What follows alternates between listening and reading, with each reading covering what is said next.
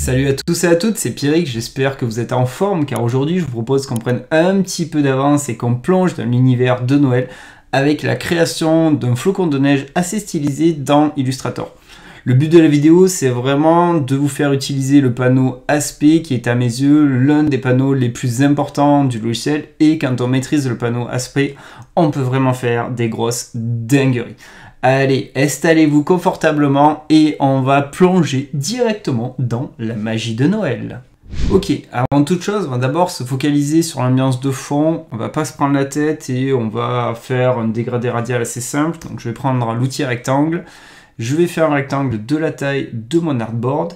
Pour gagner du temps, j'ai déjà préparé les couleurs unies et les dégradés dont j'ai besoin, et j'ai mon petit calque background, donc c'est cool. Allez, j'active le mode gradient, je mets un petit dégradé radial, et je vais tout simplement drag and dropper les couleurs dont j'ai besoin dans mon dégradé. Ok, à partir de là, je prends l'outil, je vais un petit peu tasser tout cela, agrandir, mettre un petit peu d'angle spécifique, et je veux vraiment juste un effet de vignettage sur les côtés, que ce soit à peu près central, le dégradé, et on n'a qu'à dire que ça peut être une base. Je vais un petit peu mettre un peu plus de couleur claire, et pourquoi pas. Ok, je peux loquer ça, on va créer un nouveau calque, nous allons l'appeler Snowflake, parce que nous allons faire un petit flocon, et on va passer en mode tracé, parce que le mode tracé, c'est la vie. Je vais prendre l'outil ellipse, je vais passer en mode contour, je vais mettre une couleur de contour plus visible, même si dans le mode tracé, on ne voit pas les couleurs, mais c'est pour tout à l'heure, quand je sortirai du mode tracé, je prends les devants. Donc je vais commencer par une ellipse, je suis pile au centre, j'appuie sur Alt et Shift, comme ça je la construis de par le centre, et j'ai un cercle parfait. Ouais, pourquoi pas, on verra ça, les réglages après. Ensuite, je vais tout simplement aller prendre l'outil étoile. Et pareil, je me sers des repères commentés. Donc je vais faire une étoile assez piquant.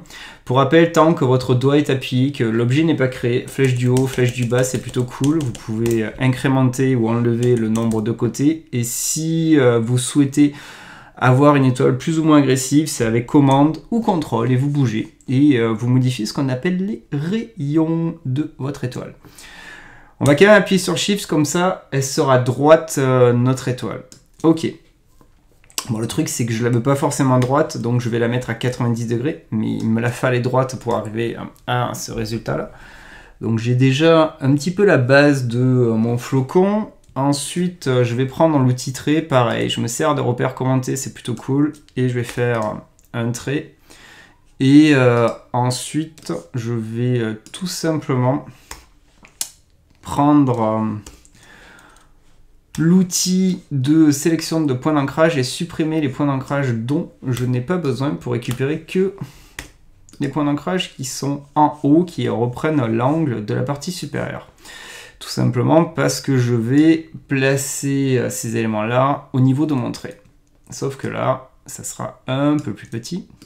Ok. Et je vais le dupliquer. Et lui, pareil, je le réduis avec Alt et Shift. Faites attention, il faut vraiment appuyer sur Alt et Shift, garder les proportions et de par le centre. Ouais, ok, pourquoi pas. Ensuite, je vais faire un carré. Ok, ce carré, je vais le flipper à 45 degrés, je vais bien le placer et je vais le tasser pour avoir une sorte de forme à peu près comme ceci. Ouais, pourquoi pas, hein, j'ai envie de dire, ça sera pas mal. On verra bien, ça sera la surprise. Par contre, le trait, je pense qu'il est un petit peu trop long à mon goût. Et du coup, il va falloir que je redescende ça. Ok, l'avantage du mot tracé, c'est qu'on est bien précis, c'est plutôt cool. Alors, j'ai designé une branche. Du coup, ce que je vais faire, je vais d'ores et déjà sortir du mot tracé et je vais aller paramétrer les épaisseurs des éléments comme je le souhaite au niveau des contours. Du coup, je vais tout sélectionner et aller paramétrer l'épaisseur de contour que je souhaite à peu près. Ouais, pourquoi pas. Allez, on va mettre 18 pour avoir un chiffre pair. Ok, c'est plutôt pas mal. Ensuite, je vais sélectionner les tracés sur lesquels je vais mettre des extrémités arrondies. Donc, c'est 2. Hop. Ok. L'étoile, non, j'ai envie de la laisser agressif. Ça aussi, j'ai envie de le laisser agressif. Il n'y aura pas de soucis en soi. Et je vais quand même, par sécu, mettre du 16 par rapport à ce que je veux faire plus tard. Ok, je sors du mode normal, je rentre dans le mode tracé, je vais sélectionner l'intégralité de mon trait. Je pourrais le grouper d'ailleurs. Allez, on va grouper, soyons fous. J'ai groupé, je vais prendre l'outil rotation R et je vais me placer au niveau du centre, pardi. Et là, vous allez appuyer sur la touche Option, Alt et cliquer avec l'outil rotation, of course. Le fait d'appuyer sur Option Alt, ça vous permet d'avoir accès aux options des outils de transformation. Et vu que là, j'ai l'outil rotation, j'ai les options de la rotation. Donc, ce que je vais faire, c'est 360, un tour complet, divisé par le nombre de traits que je veux, sachant que lui, il compte. Donc, nous, on en a 1, 2, 3, 4, 5, 6, le nombre du côté de notre étoile. Donc, on fait slash divisé par 6. Et vous plantez pas, si vous mettez OK, c'est lui qui va bouger. Du coup, faites copier. Tac. Et là, le pomme D des familles qui fait le job, paf, paf, et on ressort. Ok. On est pas mal, on a notre petite forme de snowflake, on s'est pas pris la tête. Et on va aller modifier ça, simplifier ça, parce que ça peut être qu'un élément. Je peux directement, si je suis sûr de mon coup, en fait, je peux directement tout fusionner. Donc je vais sélectionner le tout, je vais faire objet, tracer, vectoriser le contour, ou je pourrais faire décomposer, parce que là j'ai pas de dégradé, donc je pourrais faire décomposer aussi. Je clique sur OK, donc là tous les contours sont devenus des fonds, et manière de gagner du temps et que ça soit un peu plus propre, parce que là je me retrouve avec XX groupe, ben, je vais tout simplement aller prendre le premier picto du Pathfinder et cliquer sur Réunion, ce qui va me faire un joli petit tracé transparent. Comme ça, c'est plus propre, je suis sûr de mon coup, j'ai plus besoin de modifier les éléments, donc je préfère optimiser un maximum mon petit fichier. Ok, il est maintenant grand temps de donner de la vie à tout ça. Donc on va sélectionner notre petit tracé transparent et on va enfin aller chercher le panneau aspect. Je le sors comme ça, vous l'aurez toujours à dispo. Ça sera plus pratique pour vous. Première étape, donc oui, j'ai un fond, c'est cool, donc je vais aller mapper dans ce fond un dégradé, tout simplement. À noter que le dégradé, je ne suis pas allé chercher loin parce qu'oubliez pas que dans la bibliothèque, on a des dégradés tout faits. D'ailleurs, quand je vais dans dégradé, il y a des sous-thématiques. Et dans les sous-thématiques de dégradé, comme par hasard, il y a métaux. Et dans métaux, vous avez des gradients pour simuler de l'or, de l'argent ou du cuivre. Donc franchement, c'est des bonnes bases, vous pouvez vous reposer dessus, quitte à aller après les modifier. Donc je suis vraiment pas parti de zéro. Donc je vais mettre mon petit dégradé au niveau de mon fond.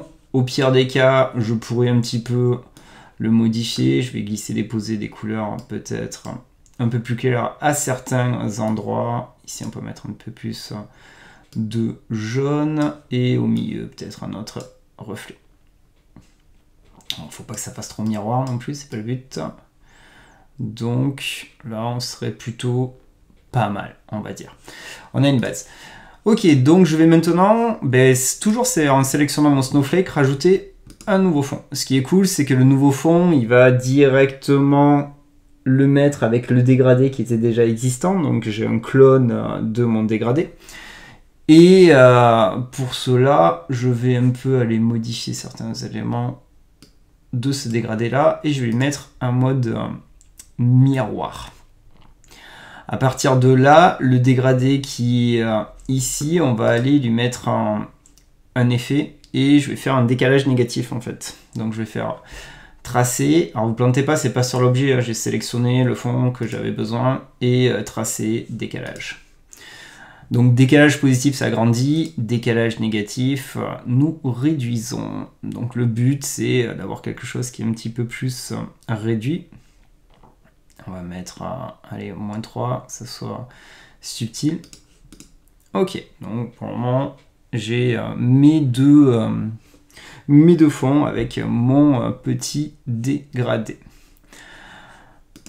Ce qu'on va faire maintenant, c'est que nous allons rajouter un petit peu de matière. Donc je vais ajouter un nouveau fond. Tac. Et sur ce nouveau fond, pareil, je ne vais pas partir de zéro. Je vais aller dans la biblio et je vais aller chercher des patterns, des motifs qui sont déjà préétablis dans Illustrator depuis de nombreuses années. Donc motif, graphique de base, texto. Là. Ok, j'ai la fenêtre qui pop. Si vous le souhaitez, n'oubliez pas, dans le burger menu, vous pouvez mettre en plus grand, comme ça vous voyez à peu près les différents types de motifs que l'on aura. Donc le but c'est de commencer par différents types de motifs. Donc là, j'avais rajouté le fond mais j'avais pas sélectionné mon objet. Donc on a refait mon crispé, hop, et je vais commencer par lui. Donc pour le moment j'ai mappé ce motif et au niveau de ce motif on va aller changer le mode de fusion parce que là dans l'idée ça fait pas trop rêver. À quoi ça ressemble, le rendu visuel. Donc je clique sur opacité et franchement je pense qu'un densité couleur moins peut faire le job. Ok, premier motif que j'ai mis en place. Après j'ajusterai de toute façon en fonction des rendus que je veux avoir. À partir de là je vais rajouter un nouveau fond. Alors on va peut-être aller taper dans un autre type de dégradé, pas celui-là, de motif plutôt. Ouais, celui-là, pourquoi pas. Donc là, avec celui-là, je vais le passer en mode produit et je vais grandement baisser son opacité. Ouais. Ok. Ok. Et il en m'en faudrait un petit dernier, je pense. Avec 3, ça pourrait être pas mal. Donc j'ai toujours mon objet qui est sélectionné. Je rajoute encore un autre fond. Et sur quoi on pourrait taper? Ouais, celui-là, on ne l'a pas utilisé. Allez, pourquoi pas, ça me fout. Donc je vais prendre celui-là. Et maintenant, celui-là, je vais changer sa couleur. Alors pour changer la couleur, on aurait plusieurs possibilités. Là, franchement, je vais faire au plus simple. Je vais double-cliquer sur le motif, parce qu'à chaque fois que vous cliquez, ça se rajoute. Et je vais sélectionner les éléments et je vais aller mapper une couleur claire. Allez, celle-là, pourquoi pas. Je ressors. J'ai mon élément qui a été bien mappé. Ok, c'est cool. Et je vais mettre en superposition, comme ça sera encore plus lumineux, et je vais surtout baisser un petit peu son opacité, parce que là c'est un peu trop violent, le but c'est d'avoir quelques strates. Ok, on est pas mal, j'ai donné du volume avec 3 patterns, 3 motifs. Alors on va rajouter un contour et aller juger un petit peu tout ça.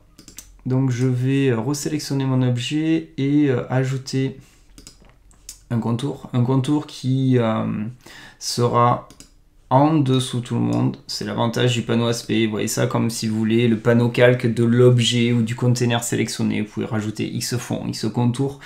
Et chaque fond, chaque contour peut avoir ses propres effets, sa propre opacité et donc ses propres modes de fusion. C'est un peu le feu en fait. À partir de là, donc mon contour, je vais lui mettre un autre gradient, peut-être celui-là. Et je vais l'agrandir. Donc contour qui sera aligné par-dit sur l'extérieur. Alors faut pas qu'il soit trop gros. Dans l'idée, allez, pourquoi pas. Et peut-être lui faire un petit miroir. Ok, je vais modifier ça après de toute façon. Ça donne quoi? Ouais. Alors, ce que je veux faire, c'est que si on regarde, en fait, si on se focalise, j'aimerais modifier un peu rapidement la taille des 3 patterns. Franchement, ça peut se faire assez rapidement quand on connaît la technique. Et la technique n'est pas compliquée, je vous rassure. Déjà, je sélectionne mon objet. Ensuite, je vais dans transformation. Normalement, si vous avez la barre de contrôle à dispo, vous l'avez en haut. Sinon, allez chercher le panneau transformation. Dans les panneaux Adobe, n'oubliez pas que dans les burger menus, il y a des trucs en général qui sont plutôt cool. Et là, avec le panneau transformation, il y a des trucs très cool. Donc je vais cliquer et je vais lui dire de ne transformer que le motif. que le pattern, parce qu'on peut transformer et l'objet et le pattern, que l'objet et que le motif. Donc moi, ce qui m'intéresse, là, j'ai un besoin spécifique de vouloir modifier que le motif, donc je clique. À partir de là, vérifiez qu'ici c'est locké, c'est verrouillé, comme ça vous gardez les proportions et tout va se faire dans le panneau, pas du tout sur l'objet. Donc je sélectionne une des deux tailles et je vais réduire. Et vous voyez qu'en temps réel, je réduis mes deux éléments. Alors ça va réduire aussi la valeur de mon effet de décalage que j'irai modifier, mais ça me permet d'aller assez vite. Donc à partir de là, je vais recliquer sur décalage et je vais le remodifier, -2. Ok, et on se retrouve avec notre petit flocon qui est plutôt pas mal, qui a du volume. On peut agrandir encore la valeur de contour qui est à l'extérieur. Ok, franchement, on a une bonne base au niveau du rendu sur lequel je voulais arriver. Ok, maintenant on va rajouter un petit peu d'effet de lumière à tout ça, donc je vais locker ce calque là, rajouter un nouveau calque, aligning, on va mettre ça, et je vais faire une ellipse. Ça tombe bien, j'ai besoin d'un dégradé, c'est plutôt cool. Par contre, j'ai pas besoin de contour, et donc un dégradé que de 2 couleurs. Hop, hop, hop. Ok, donc il faudra du full noir. On va vérifier que c'est bien du full black. Yep. Et du jaune. Par contre, il faut du radial. Et il faudra à peu près le mettre un petit peu comme ceci. Ok, donc j'ai ça. On va un petit peu quand même la mettre comme ça, ça ira mieux. À partir de là, je vais tout simplement mettre ça dans le bon mode de fusion et donc en superposition pour que le noir soit invisible à l'œil nu. Et maintenant, je vais me focaliser sur une partie où il devrait y avoir de la lumière, par exemple ici. Et maintenant, je vais copier-coller dessus mon élément et je vais tasser. Alors, je vais passer à mode tracé, je serai un peu plus précis. Hop, on va mettre ça en diagonale. On va suivre leur diagonale. Hop, à peu près. Je peux l'agrandir en chouïa. Ok, et je le recopie-colle devant, soyons fous. Je réduis, hop, et je vais faire encore une rotation. Ça me paraît pas mal. Je vais sélectionner ça, je vais le grouper et on va sortir du mode tracé pour admirer le résultat. Ouais, c'est cool. Ok, donc je prends ça, maintenant je vais le dupliquer, je vais le placer à des endroits stratégiques. Là, par exemple. Je peux en mettre un aussi ici. Bon, par contre, il ne faut pas que j'utilise la même taille parce que ça va se voir. Hein. Donc j'essaye de faire le juste milieu. Ok, pourquoi pas. On va le mettre plutôt ici, comme ça. Tac. Ça sera pas mal. Ok. Et franchement, on va mettre un ici aussi. On peut l'agrandir. Et un dernier pour la forme ici, que je peux aussi aller modifier par rapport à l'angle que je souhaite. Ok, bon, on a des petits effets de lumière. On voit ici, ça a été copié, ça me plaît pas. Hop là. Donc, je modifie de suite ça. Et là, on est un peu mieux. Alors, peut-être qu'il faudra en rajouter un aussi vers le centre, par là, quitte à le réduire. Hop. N'oubliez pas de grouper, sinon ça va être assez compliqué.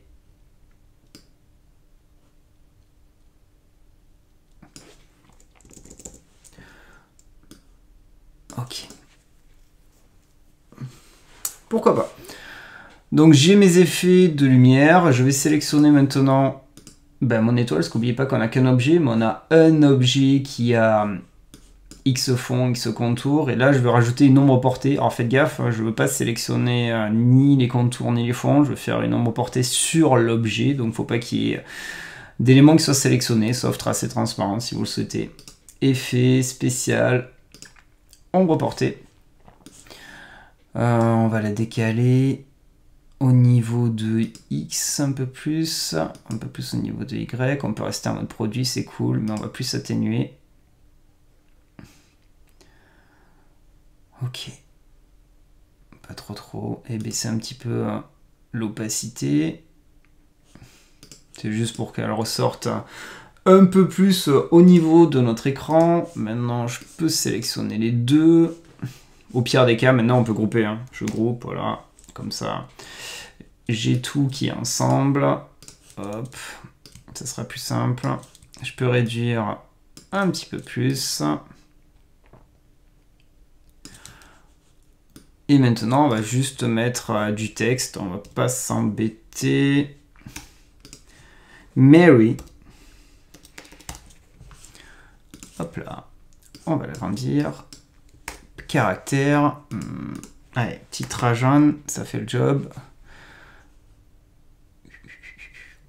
Bold. Bold, c'est violent quand même. Semi-bold. En blanc. Ok. Et ben on va dupliquer. Pardi. Et Christmas. Et là, petite Lakeside, ça fait le job aussi. J'aime bien cette police. Qu'on va prendre de cette couleur-là. Allez, soyons fous. Ou celle-là? Non, celle-là. Allez. Et on va à peu près le placer dans l'idée par rapport à ce qu'on souhaite. Un peu trop gros, on le réduit. Ok. Bon, ben, j'ai envie de dire, le job est fait. On a fait notre petit flocon. Comme prévu, je vous ai fait pas mal utiliser l'aspect, parce que comme je vous ai dit en début de vidéo, c'est à mes yeux le panneau le plus important d'Illustrator. Quand on le maîtrise, on peut vraiment faire énormément de choses, et le panneau aspect peut en lui-même solutionner pas mal de problématiques que vous pourriez avoir dans certains de vos workflows lorsque vous utilisez le logiciel. Donc j'espère que cette vidéo sur le thème de Noël vous aura plu. J'espère que vous avez bien aimé la philosophie de comment on a donné du volume en utilisant des motifs de base d'Illustrator, parce que justement si vous ne les utilisez jamais, c'est pour vous montrer que vous avez quand même à disposition dans Illustrator des bases de dégradés, des bases de motifs que vous pouvez très bien utiliser et personnaliser afin de vous accaparer ces différents outils. À la fin, le résultat final est plutôt pas mal. Ensuite, on s'est focalisé avec les effets de lumière, mais là c'est du classique en général. Hein, les effets de lumière, ça sera toujours avec des dégradés très souvent radio et du noir et le fameux mode de fusion de superposition pour que le noir devienne invisible. Donc ça marche à tous les coups. Et après, on a mis notre petit texte rapide pour terminer en beauté. Dans tous les cas, si cette vidéo vous a plu, vous pouvez faire exploser le compteur de likes, à vous abonner. C'est pas grand chose, c'est juste un petit call to action à cliquer et franchement, ça aide au développement de la chaîne et en plus de ça, ça fait toujours plaisir. Si vous avez des questions par rapport au tuto, vous pouvez lâcher des commentaires, je me ferai un plaisir de regarder, de vous répondre. Ou même si vous avez des besoins spécifiques pour des futures vidéos, allez-y, lâchez-vous dans les commentaires. Comme j'avais dit dans une ancienne vidéo, je vais vraiment m'axer sur plusieurs technologies. Donc je peux faire des vidéos sur Photoshop, Illustrator, Figma, Animate. Donc la plupart des logiciels que j'utilise assez fréquemment professionnellement. Donc vous pouvez y aller sans souci. Et de mon côté, surtout, je vous souhaite d'excellentes fêtes de fin d'année. Prenez bien soin de vous, prenez bien soin de vos proches et surtout, profitez-en. Allez, que la force soit avec vous. Salut, salut!